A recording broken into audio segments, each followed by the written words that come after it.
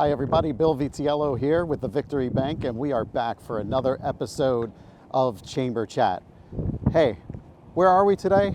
We are going back to the chamber because if the pandemic has taught us anything, it's that we can be flexible. So today I'm meeting with Brooke and Scott from Building Momentum Resources. Haley, roll the intro.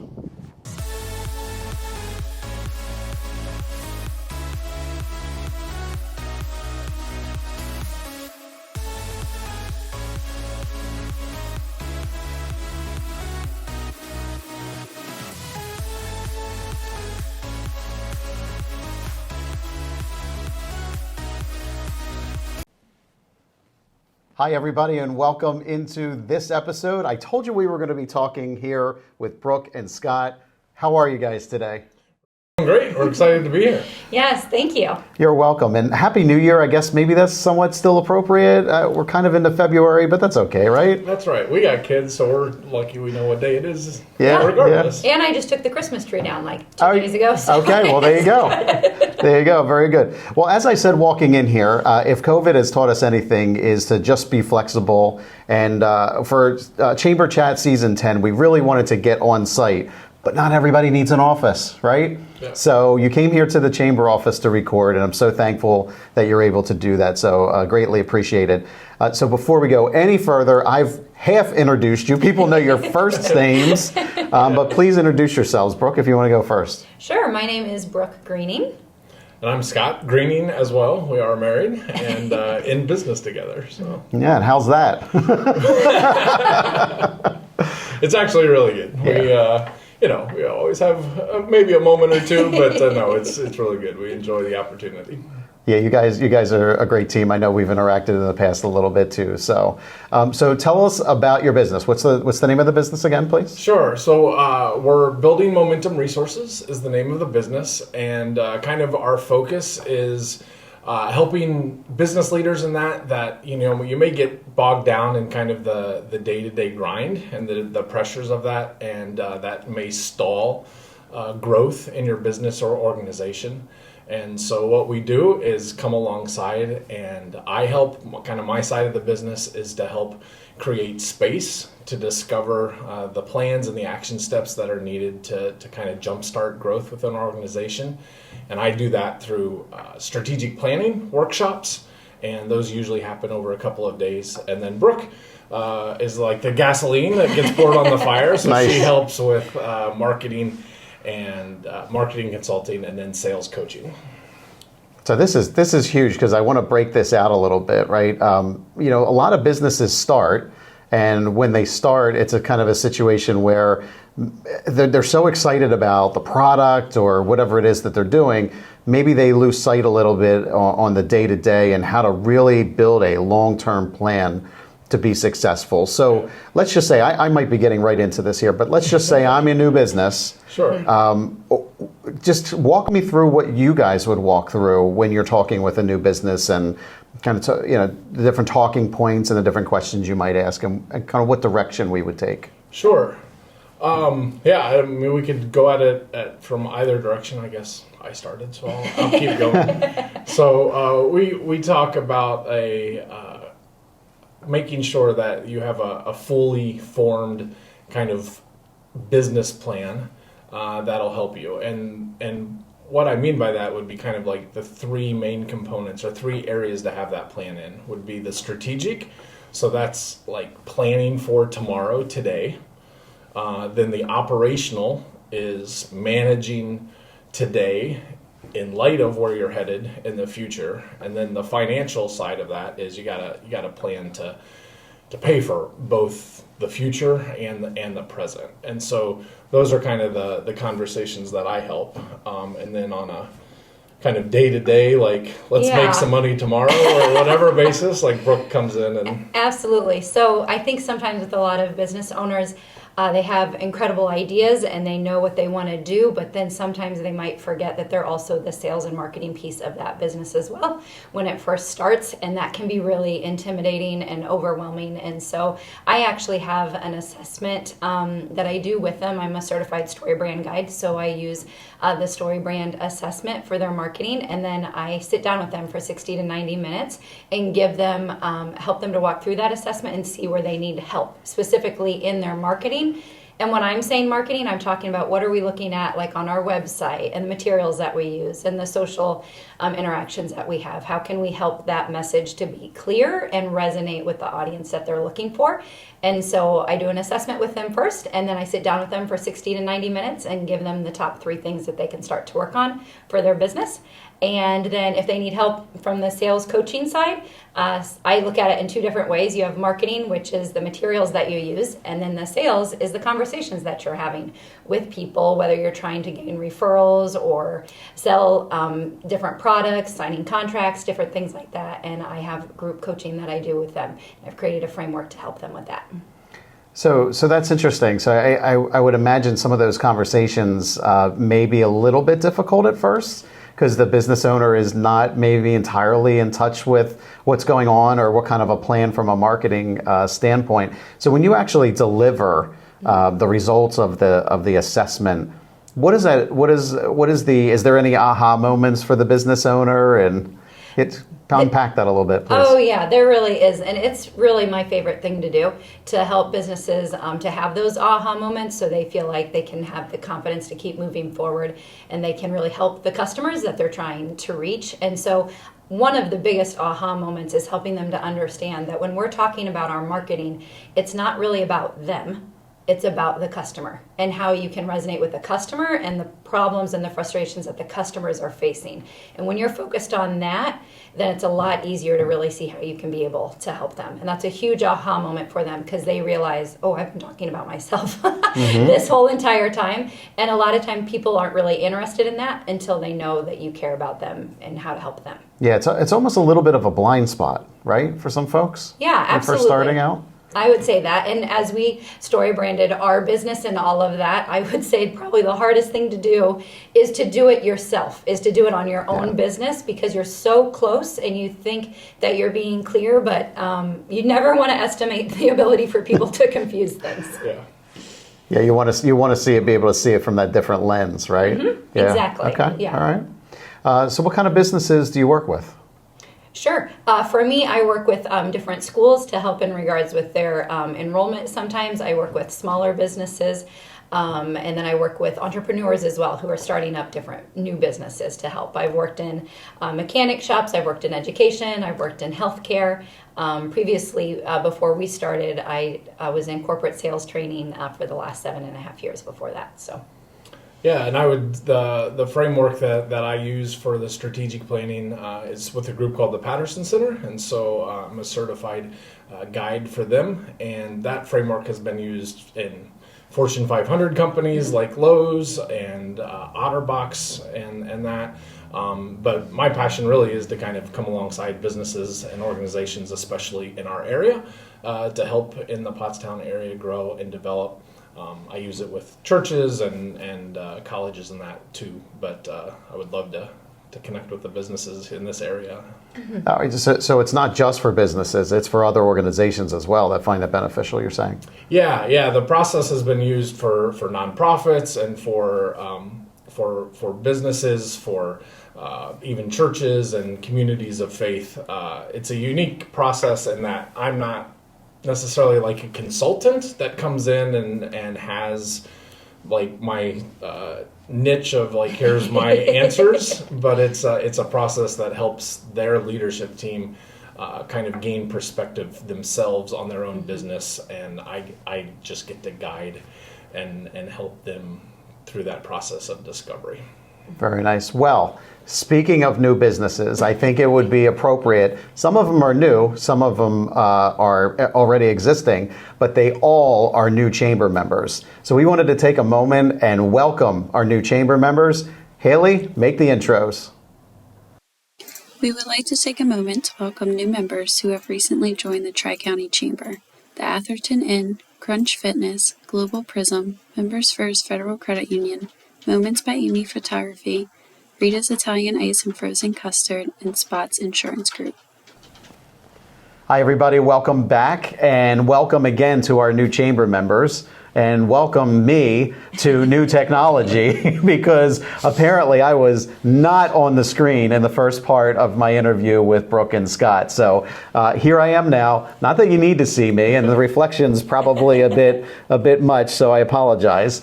But off camera, we were talking about the assessment. I find this really intriguing, I guess would be an appropriate word. So I've asked Brooke to go through the assessment and just talk us through it. I think this is really interesting for businesses. Absolutely. Well, when we start with the assessment, and it is through a StoryBrand, they have created the assessment, and as I said, I'm a certified StoryBrand guide. You would do the assessment first just by yourself, and then I would start to get the results, and we would be able to start working through that. And it would be about 60 to 90 minutes of a consultation to walk through. And so I'm just going to help you understand a little bit of what the assessment entails. There are 3 portions to it. You have what's called the curiosity portion of it, the enlightenment, and then the commitment. And the curiosity is when you're trying to figure out with your business, how are you getting people's attention? How are you able to get them to raise their hand and say, hey, I want to know about your business. I want to be a part of what you're doing. That's part of the curiosity. And we're starting to look at what's going on your website. Is it clear? In 3 to 5 seconds, can people know exactly who you are and what you want them to do? We start looking at what's happening in regards to the social aspects like Facebook, LinkedIn, TikTok, whatever you're choosing to use. Is that resonating with the audience that you're trying to reach to?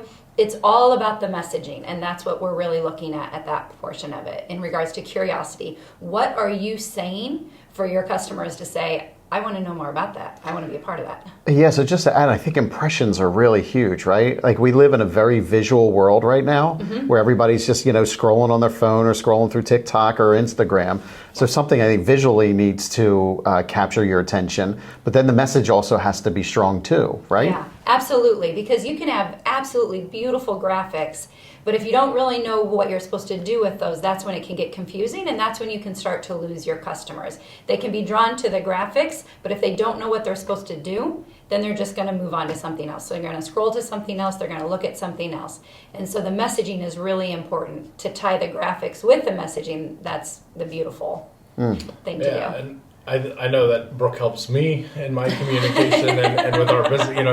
You think you're going to be clear. You're a good team. Yeah. You think it's crystal clear, it makes sense in your mind, and then she's like, "Yeah, let's maybe tweak that a little bit. Let's clean that up, make it tighter, make it more direct and understandable." Well, Yeah. there again, I'm sorry, Brooke, real quick. There again, you have that outside influence, right? Like, Scott, you might think something is right or the way you want to communicate it. And you're right, Brooke helps support you in that regard. And Brooke, you're doing no different for the businesses that you're talking to, right? Right, so. Exactly.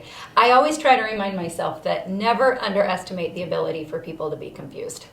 Yes. You can try to be as clear as you can on your website and your marketing, Yeah. but to really think about, okay, but for someone who doesn't have any idea what you're talking about, they can go in a million directions. So never underestimate that. So you're 100% right. I was scrolling through Facebook the other day, and there was this event posted, and they did a really nice graphic. Yeah. And it said what the date was. And sure enough, in the comments section, when is this? I mean, to me, it could not get any clearer. And I think the person who posted it said the date is literally in the graphic there. Yeah. So, yeah. They do.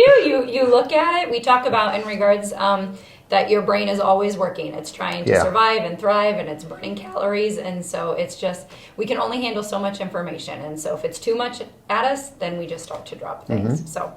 But if we talk about the second portion of it, that's when we're going to be talking about the enlightenment. So first of all, you're getting them to be curious about your brand, about your company, what you do. And now you're going to enlighten them about what you do. This is where you're able to show yourself, as we would say, the guide, that you are helping them to be the hero of their story. And so enlightenment is in regards to what type of articles are we talking about? What type of emails are we doing? Do we have what we would call a nurture email campaign? Do we have a sales campaign for our emails? these are the things that we're looking at and starting to ask questions about. How are you showing your customer that you know what you're talking about and that they can trust you? Interesting. And do you feel like that is done a lot through text or through video? That is a great question. I think what's showing up on Facebook and LinkedIn and what they're saying to us is video is really important, that's seeming to grab their attention.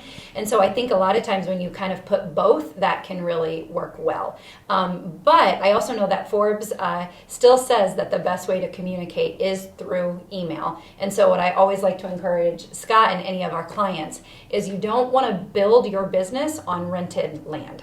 If you're just doing it from a social media aspect, that can change in a day. The algorithms can change quickly. And so if you continue to build your email list and you are showing your customers through weekly emails what you do and how you can help them with tips, articles, blogs, whatever you're doing, that's your land.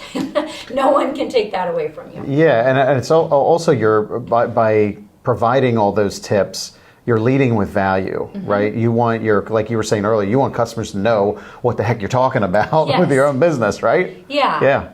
And I believe it's really important, and we believe it's important. We want to serve our customers, and the best way that we can do that is by helping them with what the problems and frustrations that they're having.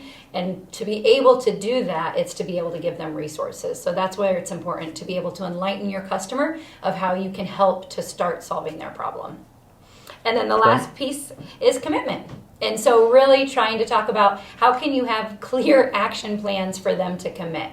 And on your website, is that clear? In your emails, on your posts, are you clear in the 3 steps that you want them to do? Yeah, and I was just gonna say it's been really helpful for me as Brooke continues to coach. I want to help people, I want to serve people, and so we get to the commitment stage, and you kind of like maybe have a tendency to soft pedal it and like if this would be of no use to you or that type of thing. But Brooke is helping me. I try to remember most of the time, but it's not really helping your customers. It's not really helping them if you don't let them know what they can do to make that commitment. And so that's been a really good lesson for me. Yeah, I always encourage, so from the aspect in regards when I do sales coaching and I work with different clients, I'm always encouraging them, if someone has taken the time to talk to you, if someone has taken the time to ask you about your business, it's the best thing that you can do to help them to know the next steps of what they can do to start solving their problem. It's not pushy, it's not being manipulative, you are helping them to know what to do because they came to you wanting that help. So if you just kind of leave it up there, we're not helping them. Yeah, and you talk about commitment, and human beings are a very complicated species, right? So, everybody's level of commitment is a little bit different, and it might look, again, different to different people.